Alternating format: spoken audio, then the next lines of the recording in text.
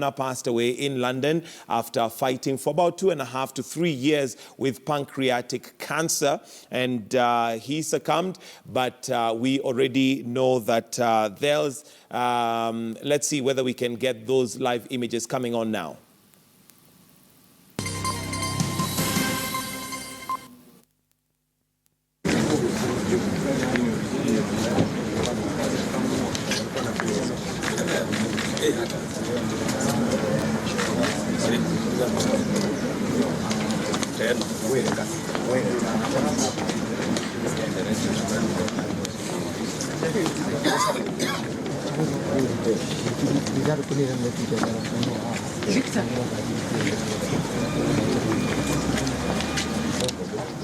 Ama watatokea huko.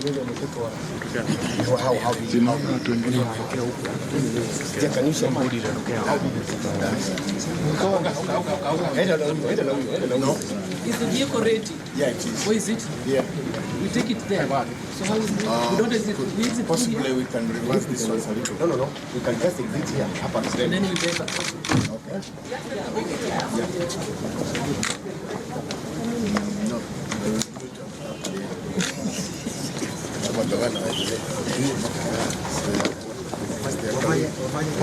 Tushaanza kusukumana na tuko wachache.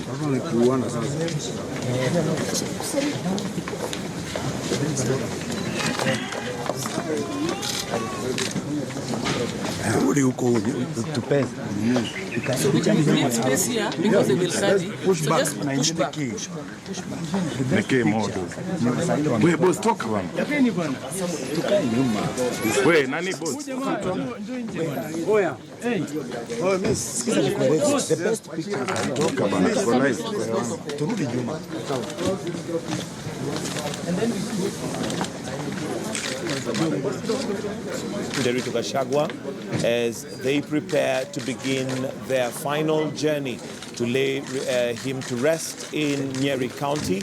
We can see some of the pallbearers there, the current governor for Nyeri, and that is the procession that is just about to begin. And of course, they're going to proceed all the way to Nyeri. The burial is expected to take place from 11 a.m. this morning. The late governor died in London as he was undergoing treatment for pancreatic cancer. He had been ailing for 2.5 to 3 years, thereabouts, but still held to office, and is one who has been described by many as a fighter. He fought to the very last minute and was still as active as he could be until the doctors asked him to relax a little bit just to try and deal with the ailment. But he held on to office until the very last minute. So that is the casket being put into the hearse, and the procession will begin and move on and drive all the way to Nyeri.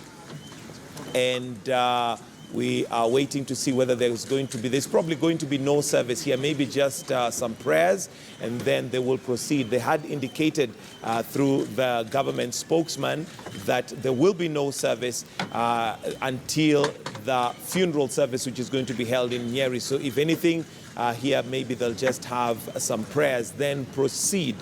So here what we have is just the casket being put into the hearse, then possibly depart for Nyeri. It is estimated to take about 2 to 2.5 hours to get to Nyeri. Then after that, the funeral is scheduled to begin around 11. Right here on KTN News, we are going to be bringing you details of this as it continues. We are going to cross over to Nyeri and find out what the preparations are in Nyeri. We do have our reporter there, Nderitu, who's on standby, and of course is going to be giving us details of the preparations that are taking place in Nyeri. We are currently showing you live images from Lee Funeral Home, where we have the casket of the late governor for Nyeri, Nderitu Gachagua, that has just been put into the hearse right there. Then from here, they will proceed to Nyeri, where the funeral is going to be taking place, and soon we're going to be crossing over to to where the final resting place for the late governor is going to be. We are, of course, expecting that the president is going to be present for the funeral, and we're going to be crossing over to Nyeri to bring you details of that right here as we continue on KTN News. This is at Lee Funeral Home, where we have quite a number of governors present as they have come to receive the body of the late Nderitu Gachagua and send him and bid him fare thee well as they now will proceed to Nyeri. There is no service that's going to be held right here at Lee Funeral Home, but they will be proceeding to Nyeri straight away, where the funeral service is going to be held. Then the final rites will be done for him and he will be laid to rest.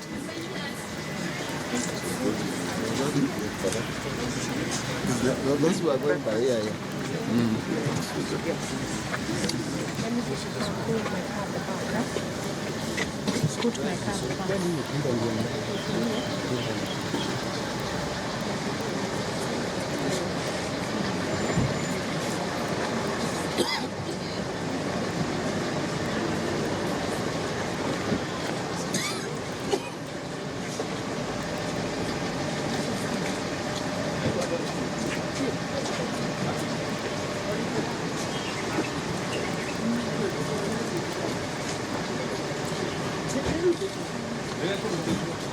So right there, what we are having now is live images of what's happening at Lee Funeral Home as the body of the late Nderitu Gachagua, former governor for Nyeri, has been put into the hearse as they proceed to Nyeri. We've seen a number of governors present to receive him.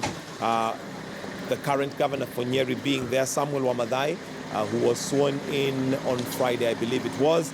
And now they will proceed to Nyeri, where they'll pay the final rites for the late Governor Nderitu Gachagua. Expected in Nyeri is the President of the Republic of Kenya, Uhuru Kenyatta. Of course, we do expect that all governors will be present, or most governors will be present. Karen Nderi, our reporter on the ground in Nyeri, is going to be giving us details of the preparations so far in just a bit, and of course updating us on what we should expect from the program that is likely to run from 11. They're going by road to Nyeri, so that's estimated to take about 2 hours, 2 or 2.5 hours for them to get to Nyeri, and we can see the hearse there leaving Lee Funeral Home. There is no ceremony or anything that's going to take place here at Lee Funeral Home. It is purely just leaving for the function that is expected to take place from 11 in Nyeri County. That right there we see in front of us is the hearse that is carrying the body of the late governor for Nyeri, Nderitu Gachagua. And they're leaving to proceed now to Nyeri County, where they're going to lay his body to rest. As we had indicated earlier, we're going to cross over to Nyeri to our reporter who's on the ground, Karen Nderi, who is going to be updating us on what we should expect as the program for the day. Expected are dignitaries that are going to be present, including the president, the deputy president, and governors, the council of governors who are going to be there. Of course, she's going to be updating us on what we should expect in terms of the running of the program. Now, the 64-year-old late governor died on the 24th of February at Royal Marsden Hospital in London. He has left wife Margaret Karungaru Nderitu, who, of course, we have seen bearing this very, very difficult moment. And as a country, of course, we have to remember that there is the public office that he held, but there's also the private office that he held. And it's not just the country or the county that is mourning, but we also have a family that is mourning as we speak. That is the hearse leaving now for Nyeri County. You can see the casket has already been put in the hearse, and they are now proceeding to Nyeri. In about 2 hours, they should be arriving in Nyeri County, where the program is expected to begin around about 11 a.m. Right here on KTN News, we are going to give you updates and live coverage of this as it continues. So we can see the procession beginning from Lee Funeral Home. They are leaving Lee Funeral Home now and heading directly to Nyeri. The hearse is already at the front of that particular convoy, the hearse that is carrying the body of the late governor for Nyeri, Nderitu Gachagua. He, of course, he's the first governor to die in office, and he has been described as a brave man who fought both the ailment but also fought a number of impeachments in his office. He has been described as a man with 9 lives because he survived impeachment processions severally but came out strong, and we also have seen him fight and battle his ailment. The last public appearance that he is remembered to have had was in November of 2016, and this is when the president was in Nyeri County. At that point, of course, if you compare the way he looked and the way he was when he took over office, he definitely was ailing and was struggling with the ailment that he had, pancreatic cancer, but still was very, very strong. So the funeral is expected to take place from 11 a.m. and this, of course, is going to be covered live right here on KTN News. Karen Nderi is on standby in Nyeri, and we're going to be crossing over shortly just to find out what plans are in place, what is happening in Nyeri as they expect to receive the body of the late governor for Nyeri, Nderitu Gachagua. So those are pictures.